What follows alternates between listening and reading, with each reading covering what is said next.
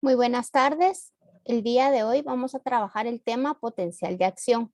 Ya tenemos algunos conceptos generales que trabajamos cuando hablamos de homeostasis sobre el equilibrio y las concentraciones tanto de cargas como eléctricas que tienen que haber a un lado y a otro de la membrana plasmática.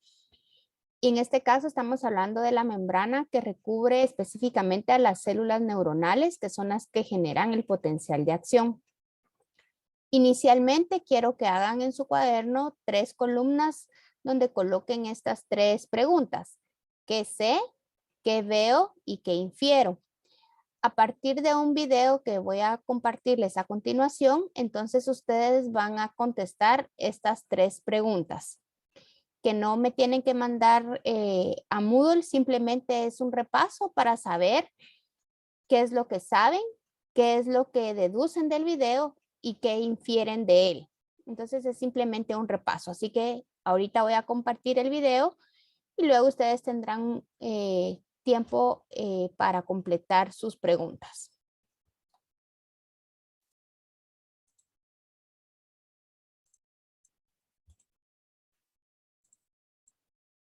Action potential generation. The plasma membrane of a neuron separates the extracellular space from the intracellular space. Sodium ions are found in high concentration outside of the cell, whereas potassium ions are found in high concentration inside of the cell. Voltage-gated sodium channels, sodium-potassium ATPase pumps, and voltage-gated potassium channels are found embedded in the plasma membrane of the neuron. To initiate an action potential, a stimulus causes a wave of positive charge to reach voltage-gated sodium channels on the neuron membrane. The increase in positive charge causes the voltage-gated sodium channels to open. Positively charged sodium ions flood into the neuron following their concentration gradient. This causes the inside of the membrane near to the open sodium channel to become more positively charged. This process is the depolarization of the cell membrane. The buildup of positive charge on the inside of the membrane eventually causes the voltage-gated sodium channels to close. At the same time, voltage-gated potassium channels open, since they open only when the inside of the membrane is at its maximum positive charge.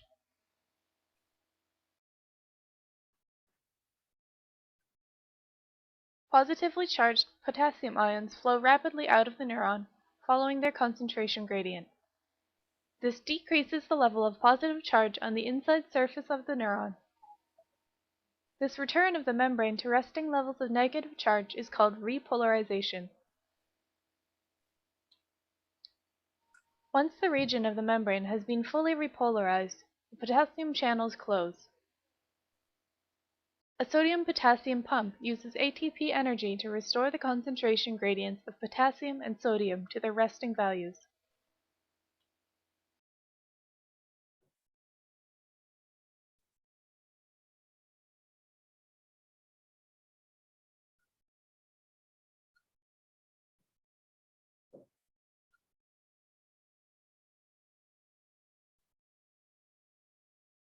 Let's summarize the processes of generating an action potential. The resting potential is the membrane potential of a neuron when it is at rest. The resting potential is well below zero. To initiate an action potential, a stimulus causes a slight depolarization or increase in positive charge. If the stimulus is strong enough to cause the membrane potential to reach a certain threshold, the action potential will begin. In the rising phase of an action potential, voltage-gated sodium channels open, and sodium ions flow into the cell. This causes voltage to increase inside the cell. During the falling phase of the action potential, voltage-gated sodium channels close, voltage-gated potassium channels open, The opening of the potassium channels causes potassium ions to diffuse out of the cell rapidly, causing a sharp decrease in voltage. During the recovery phase, a sodium-potassium ATPase pump restores the resting potential. Sodium-potassium ATPase pumps pump 2 sodium ions in and 3 potassium ions out of the neuron. Sodium-potassium ATPase pumps require ATP to function.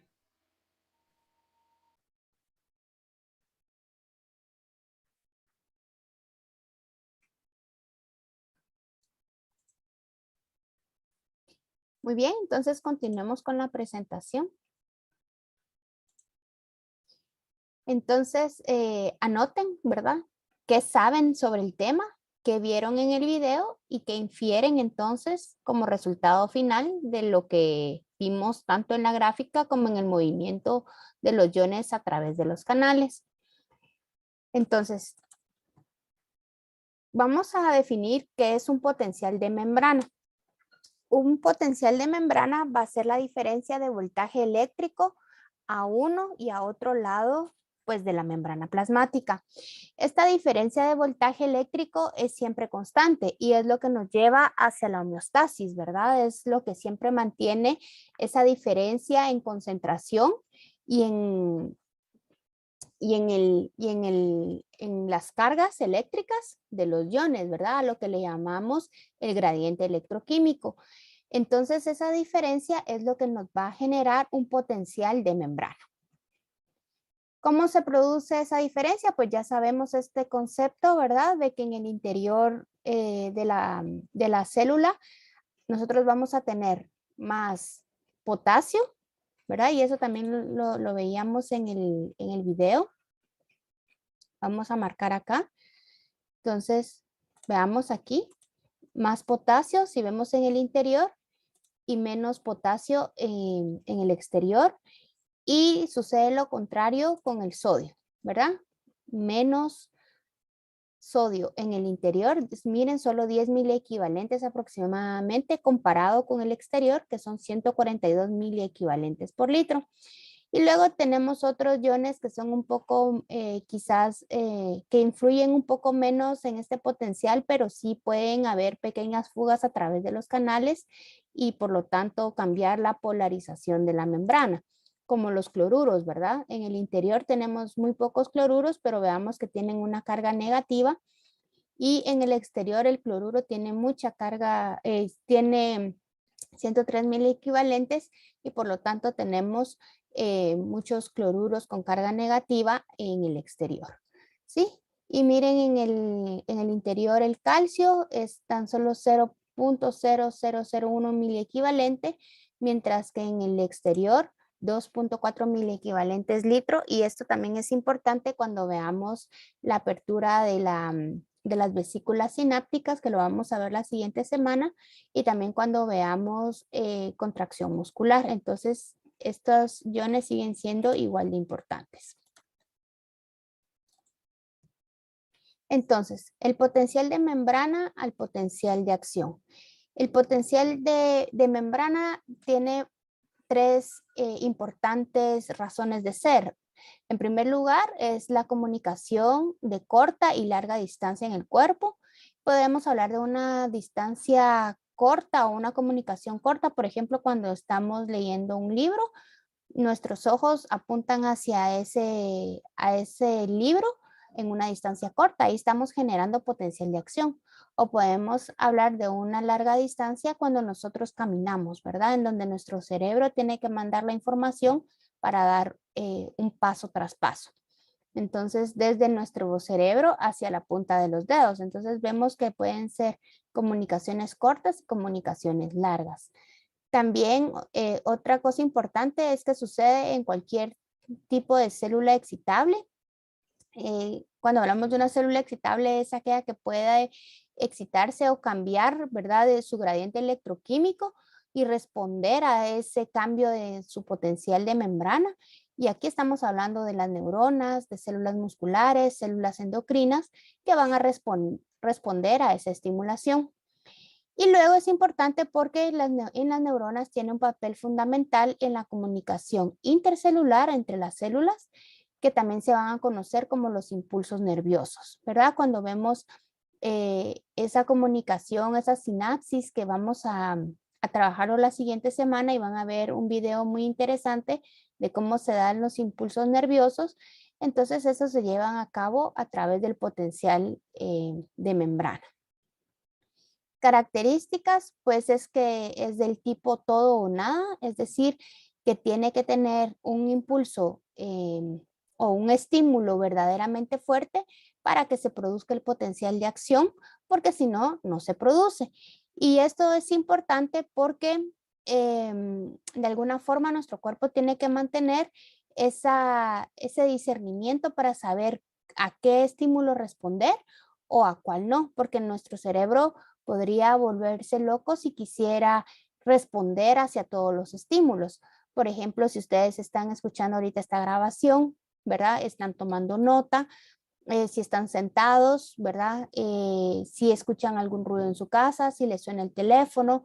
Entonces, ¿cuál de todos esos estímulos a ustedes les genera un potencial de acción, ¿verdad? Por eso se dice que es del todo o nada, porque el estímulo tiene que ser lo suficientemente fuerte para que se dé el potencial de acción. Y si no es lo suficientemente fuerte, pues no se da el potencial de acción. Nuestras neuronas siguen en reposo.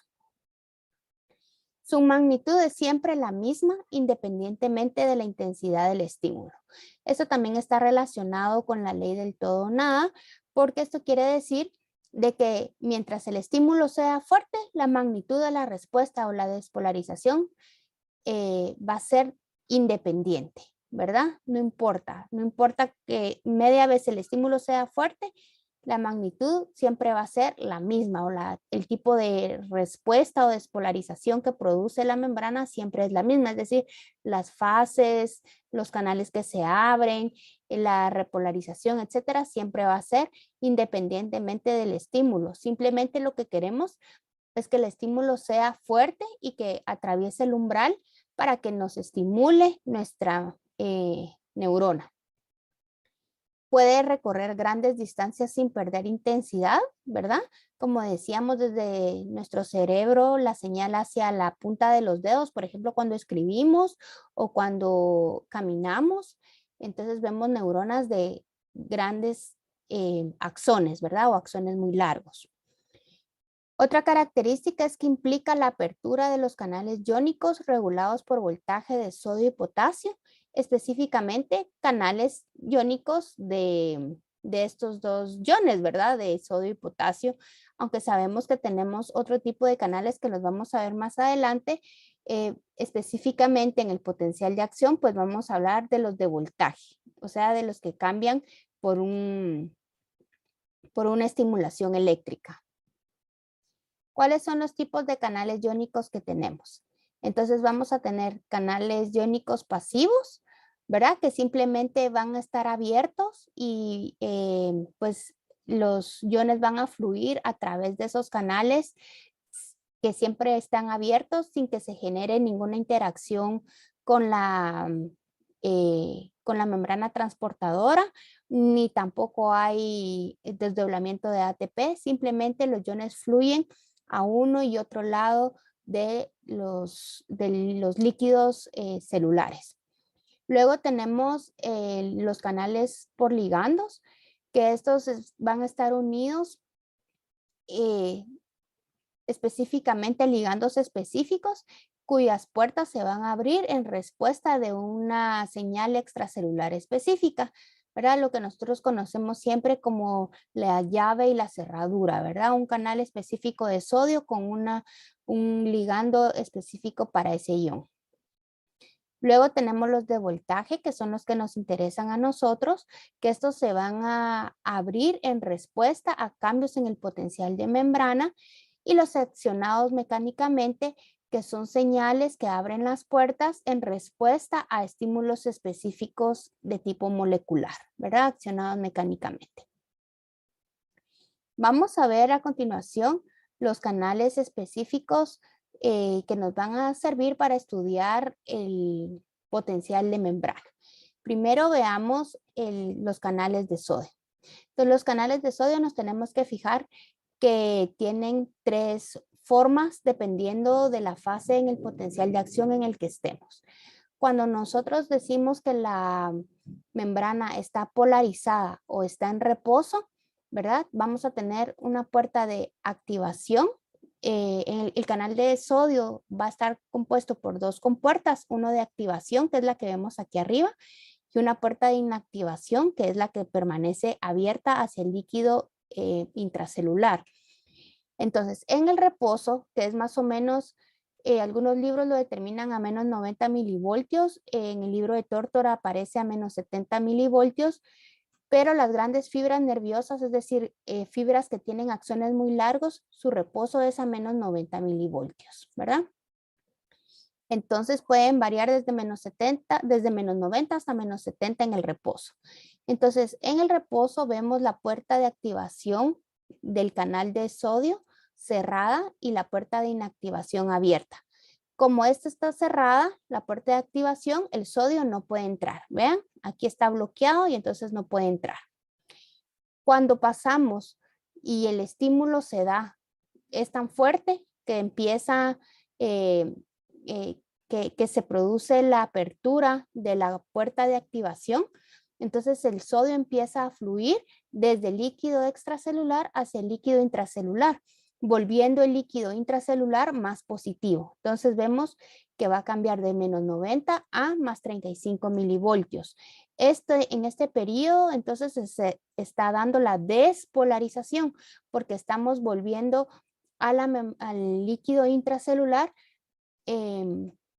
más positivo, lo estamos despolarizando, le estamos quitando la polarización, ¿verdad?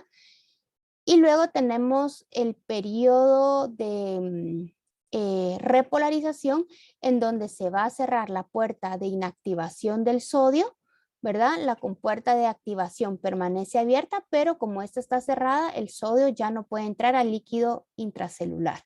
Entonces vemos que aquí ya no vamos a cambiar el estado de despolarización, ¿verdad? Porque ya no van a entrar más cargas positivas al líquido intracelular, sino que al contrario, se empiezan a activar canales de potasio, ¿verdad? Que vemos acá, canales de potasio unos milisegundos después para que empiecen a fluir las cargas positivas hacia el exterior y con eso se compensen el exceso de cargas positivas que ingresaron con el sodio.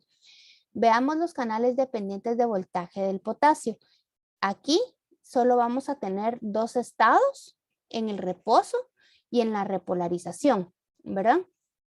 Y aparte, es importante que veamos que el canal del potasio solo tiene una compuerta, que es una compuerta que da hacia el líquido intracelular, ¿verdad? Entonces, el potasio en el reposo no puede salir, ¿verdad? De su lugar donde tiene que estar. Entonces, en el reposo está desde menos 90 a menos 70 milivoltios, ¿verdad? Y está en reposo. La fibra nerviosa quiere decir que no está transmitiendo ningún impulso nervioso. Después se da el proceso aquí estamos hablando de la polarización, del reposo. Luego dijimos que se daba la despolarización cuando ingresaba sodio al citoplasma y unos milisegundos después entonces va a ser una activación lenta de la compuerta del canal de voltaje de potasio para que el potasio empiece a salir, ¿verdad? Y con esto restablecer las cargas positivas que entraron en exceso al líquido intracelular. Además, es importante, tal como lo decía el video, recordar la importancia de la bomba sodio-potasio ATPasa porque va a haber un periodo en el que las cargas van a ser desiguales en ambos lados y las bombas se van a encargar siempre de mantener ese equilibrio, de sacar 3 sodios e ingresar 2 potasios. Sacar 3 sodios e ingresar 2 potasios, ¿verdad? Entonces, todo digamos, El potasio que no logra salir antes de que se cierre esta compuerta, sale después con las bombas de sodio-potasio ATPasa, que tenemos miles en cada una de las células. No es que solo tengamos una, ¿verdad? Sino que están trabajando constantemente para mantener el gradiente electroquímico. También tenemos que recordarnos de algunas partes importantes de la neurona, aunque lo vamos a ver un poquito más a detalle la siguiente semana, pero vamos a hablar de algunas partes importantes, como es el axón, ¿verdad? Que es esta fibra o parte tubular de la neurona, que es la que va a conectarse con otras neuronas y va a transmitir la señal. Tenemos los nódulos de Rambier, que son estos pequeños nódulos que vemos aquí, que van a permitir que la señal se transmita por toda el axón. Tenemos la mielina, que es una sustancia grasa, ¿verdad? Que permite que el impulso nervioso se transmita más rápidamente.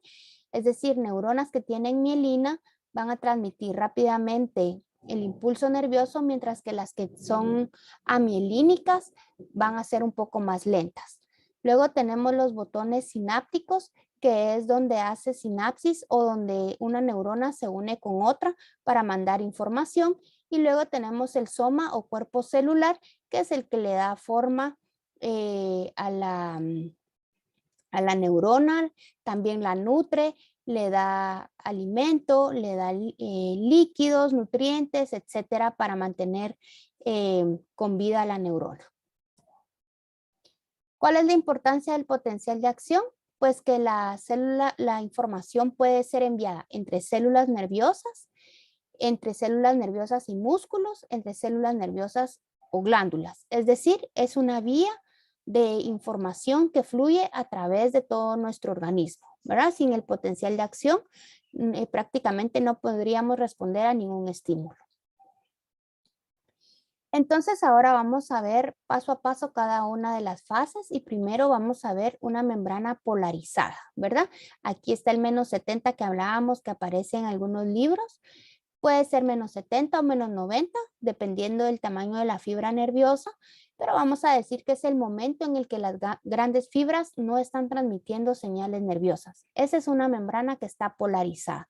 Quiere decir que no está ingresando sodio al interior de la célula y tampoco está saliendo potasio por los canales de voltaje, ¿verdad? Pudiera fluir sodio y potasio a través de otros canales, pero que logran compensarse por medio de las bombas sodio-potasio ATPasa, pero realmente no se está transmitiendo ninguna información.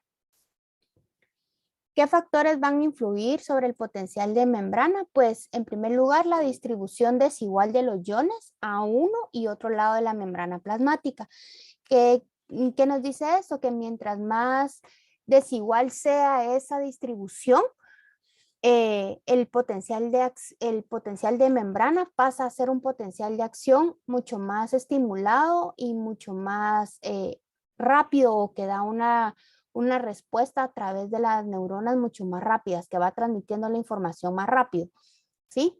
También otra cosa importante que influye en el potencial es la permeabilidad relativa de la membrana plasmática, porque no es la misma permeabilidad para sodio que para potasio.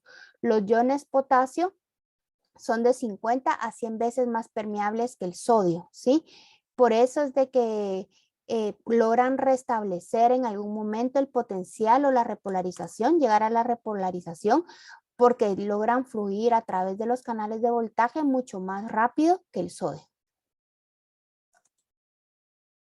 Ahora hablemos un poco de la ley del todo o nada, que es cuando la despolarización alcanza un cierto valor, que es el valor umbral, que es aproximadamente de menos 55 milivoltios.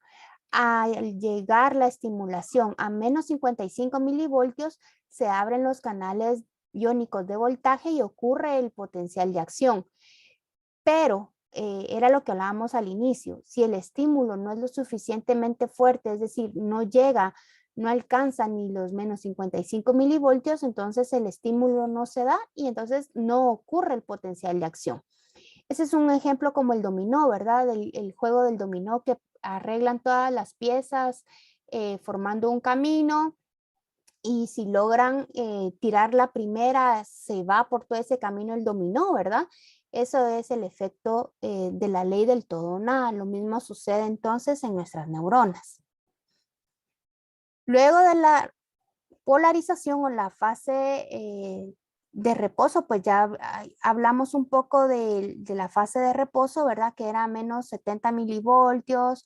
También vimos qué pasaba con las compuertas, que estaba cerrada una puerta, la compuerta de activación del sodio, no dejaba, no dejaba pasar sodio entonces, y la compuerta del canal de potasio que está hacia el líquido intracelular tampoco deja salir potasio. Por eso se dice que la membrana está en reposo, ¿verdad? A menos 70 milivoltios o está polarizada. No se está transmitiendo ningún potencial de acción.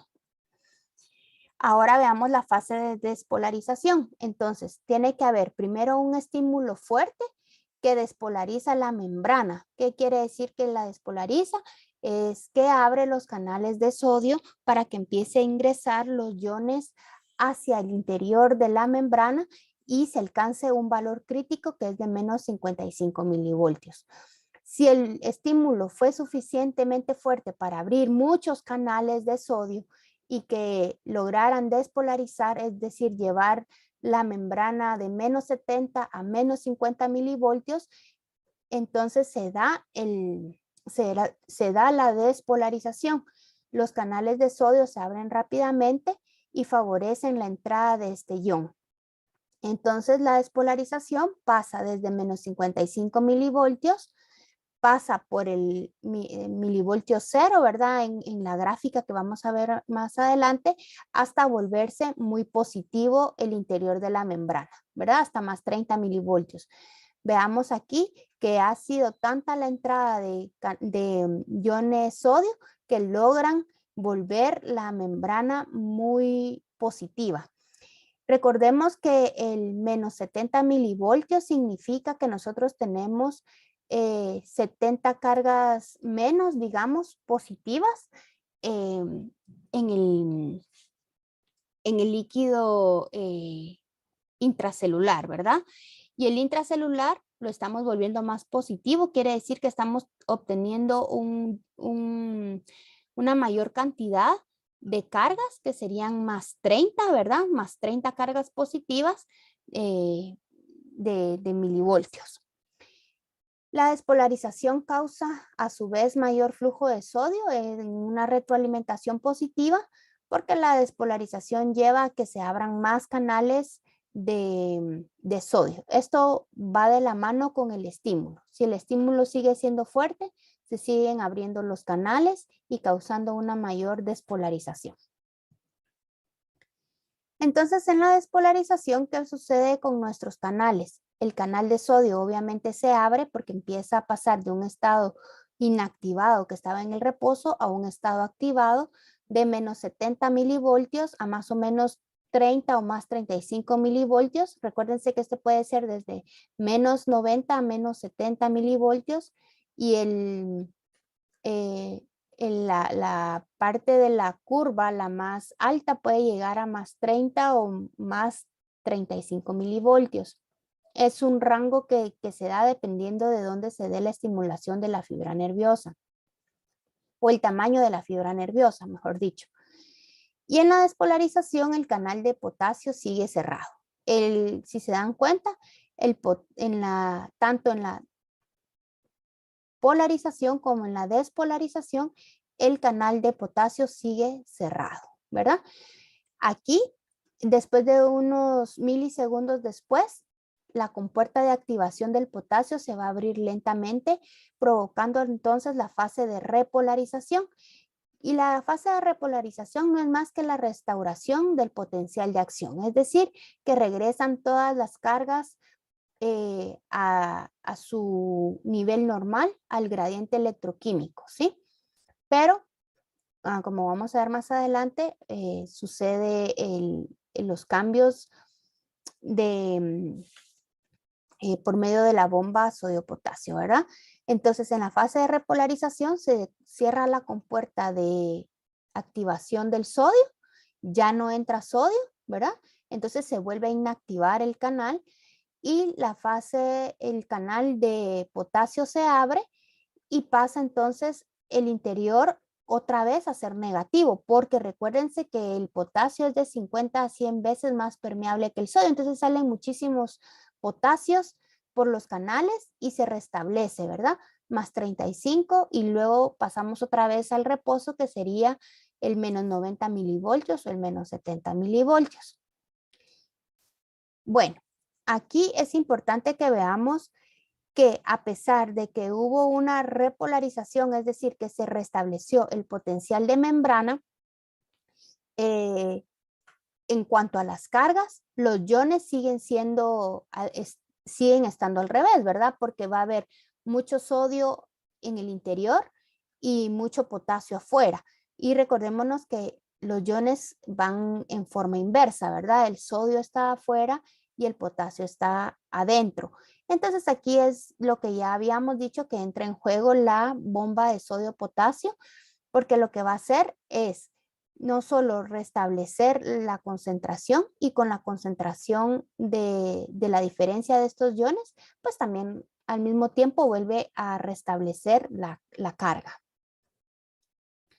Luego podría darse, esta no es una fase directamente del potencial de acción, pero es una fase que se ocasiona porque hay un exceso de iones negativos, ¿verdad? O cargas negativas que ingresan al interior de la célula, ¿verdad? Pudiera ser que muchos cloruros ingresen a la célula ayudando con el fin de ayudar a restablecer esas cargas, ¿verdad?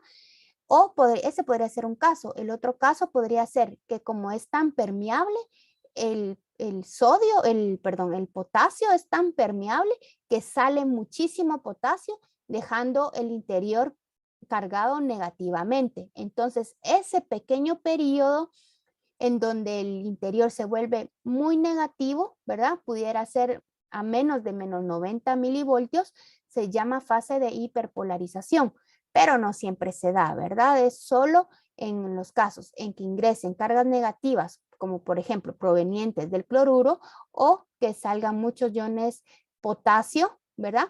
Que dejen el interior muy negativo. Esta es la representación gráfica entonces de nuestro potencial de acción. En el periodo que vemos en la gráfica 1 y 2 está representado el periodo de reposo, ¿verdad? O polarización.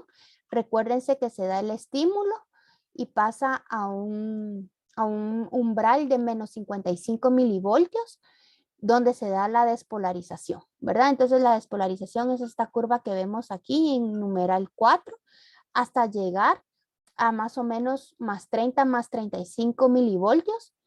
Y luego se da el periodo de repolarización en el periodo 6, que es la restablecimiento del potencial de acción. Aquí volvemos brevemente al reposo en el paso 7. Sin embargo, como la compuerta de potasio sigue estando abierta, siguen fluyendo muchos potasios y esto que vemos acá pudiera ser la hiperpolarización representada en el inciso 8, ¿verdad? Pero bueno, nuevamente esta gráfica se vuelve a repetir porque ya vimos que las bombas sodio-potasio va a volver a restablecer el periodo de polarización de la membrana. Veamos que esta gráfica es siempre igual porque dijimos que la magnitud del estímulo era independiente de lo que pasaba en la gráfica. O sea, esto siempre va a suceder, ¿verdad? Siempre va a haber un periodo umbral, siempre va a haber una meseta y esta despolarización y repolarización siempre se da de la misma forma. Luego tenemos el periodo refractario, que va a ser un momento en el cual no es posible desencadenar nuevos estímulos. Y el periodo refractario se divide en periodo refractario absoluto y en el periodo refractario relativo. Vamos a ver primero el periodo refractario absoluto. Primero, pues sucede que no es posible desencadenar un segundo potencial de acción aún con un estímulo fuerte. ¿Y esto por qué sucede? Porque todas las compuertas de sodio van a estar abiertas. Entonces, aunque haya un estímulo muy fuerte, no van a haber otras compuertas que abrirse, ¿verdad? Entonces, tiene que esperarse un momento, eh, un momento, ¿verdad? O que el estímulo disminuya su intensidad para que algunas compuertas se vuelvan a cerrar y se dé nuevamente entonces la despolarización. Y luego tenemos el periodo refractario relativo, que ahí sí, ¿verdad? Estímulos más fuertes van a ser capaces de excitar a la fibra. ¿Pero por qué sucede esto? Porque ya vamos a tener algunas compuertas de activación de sodio cerradas, ¿verdad? Y entonces estas, cuando haya un estímulo fuerte, se van a poder abrir y van a dejar ingresar al sodio al líquido intracelular, ¿verdad? ¿Cuáles son las consideraciones que hay que tomar en cuenta para analizar el periodo refractario? Que no se puede producir un nuevo potencial de acción en una fibra excitable mientras ésta siga despolarizada. Y esto es porque hay un potencial de acción precedente, ¿verdad? Que mantiene todas las compuertas de sodio abiertas. Entonces no hay manera de que haya una despolarización porque ya todas las compuertas están despolarizadas, ¿verdad? Están dejando ingresar sodio al interior de la membrana. También otra cosa importante es que se inactivan los canales de sodio, los de potasio o ambos, y ninguna señal será capaz de abrir las compuertas de inactivación. Esto es importante porque dijimos que nuestro cuerpo tiene que ser o tiene que saber distinguir entre los estímulos que le interesan y los que no, porque si no podría pues no responder correctamente a todo o al contrario, tratar de responder a todos esos estímulos y causar algunas enfermedades, como por ejemplo las epilepsias, ¿verdad? Que es una descarga neuronal en diferentes focos epileptógenos, ¿verdad? Entonces ahí sucede que hay una descarga continuada, ya lo vamos a ver en el simposio, pero entonces el periodo refractario precisamente sirve para eso, para que el cerebro sepa hacia dónde mandar una respuesta y hacia dónde no, dependiendo de la importancia del estímulo. Y luego, pues que solo se podrá dar un segundo potencial cuando la membrana esté en reposo o cerca de la polarización. ¿Por qué cerca? Porque ya van a haber muchas compuertas de sodio cerradas, entonces pues va a permitir que se dé un segundo potencial. ¿Qué factores van a determinar la velocidad del impulso nervioso? Vamos a tener el grado de desmielinización. Esto está muy relacionado con la vaina de mielina que vimos que recubría el axón y dijimos que mientras más mielinizada está un axón, más rápida será la propagación del impulso. Menos mielina, menos rápido se transmite el impulso o el impulso es mucho más lento. De hecho, la esclerosis múltiple, que es una enfermedad que también la vamos a ver en los simposios, sucede una pérdida de la mielina y entonces los impulsos se transmiten tan lentamente que no llega la señal desde el cerebro hacia órganos como órganos como el esófago para la deglución o la vejiga para la eliminación de orina. Entonces, digamos que esa gente o esos pacientes van perdiendo esas capacidades de respuesta. Luego, el diámetro del axón también es bien importante porque axones de mayor tamaño van a propagar potenciales más rápido, ¿verdad? Estamos hablando en cuanto al diámetro y la temperatura. A temperaturas más altas, más rápido se desplazará el potencial de acción.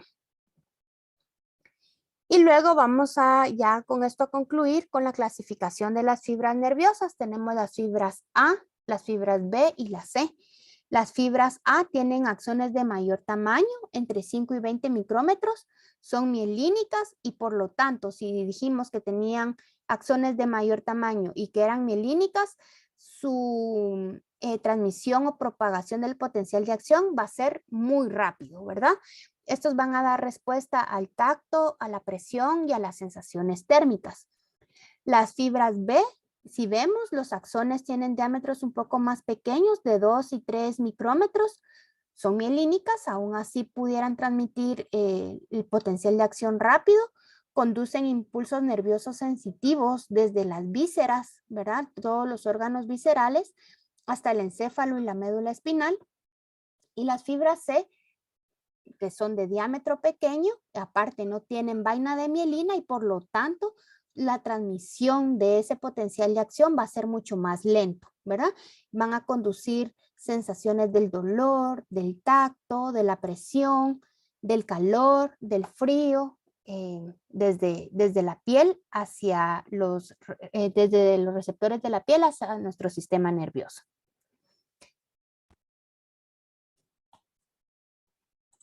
Entonces, con eso terminamos la clase del día de hoy. Espero que les sirva. Voy a abrir un foro por si tuvieran alguna pregunta acerca del tema. Siempre repasen su capítulo, por favor. Y la próxima semana nos vemos con el tema de sinapsis química y sinapsis eléctrica. Así que feliz tarde.